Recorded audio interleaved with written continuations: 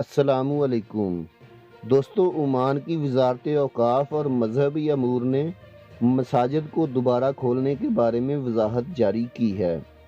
दोस्तों, वजारत ने मसाजिद को खोलने की तारीख का ऐलान नहीं किया है, लेकिन वजारत औकाफ और मजहबी अमूर ने मसाजिद को दोबारा से खोलने के लिए तरीक़ाकार और रहनुमा असूल के बारे में बताया है।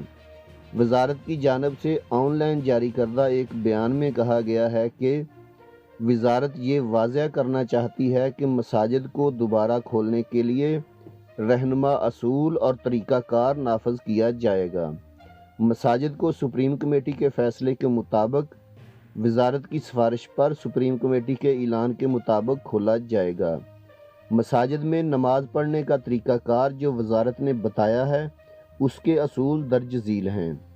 मसाजिद को नमाज के लिए नमाज के वक्त पर 15 मिनट के लिए खोला जाएगा। नमाजी मस्जिद के अंदर अपना कुरान या इलेक्ट्रॉनिक कुरान इस्तेमाल कर सकता है, यानी जो मसाजिद में कुरान शरीफ होते हैं वो नमाजी इस्तेमाल नहीं कर सकता। ख़वातीन के लिए नमाज के हाल और मसाजिद में रेफ्रिजरेटर्स बंद रहेंगे। टॉयलेट्स को बंद रखना होगा। कालीन पर समाजी फासले के निशानात जो हर नमाजी से 1.5 मीटर के होने चाहिए लगाना ज़रूरी है। लोगों को हर वक्त चेहरे पर मास्क पहनना होगा और मस्जिद में दाखिल होने से पहले और उसके बाद बाकायदगी से हाथों को जरासीम से पाक करना होगा। मस्जिद के इहाते में नमाज पढ़ने की इजाज़त है। मस्जिद के निगरान और इनके ज़िम्मेदारान को मुकर्ररा मुद्दत के फ़ौरन बाद मस्जिद को बंद करना होगा। अगर किसी खिलाफ वर्जी का पता चलता है तो वजारत औकाफ को मसाजिद के इलेक्ट्रॉनिक निज़ाम के ज़रिए इतला देनी चाहिए।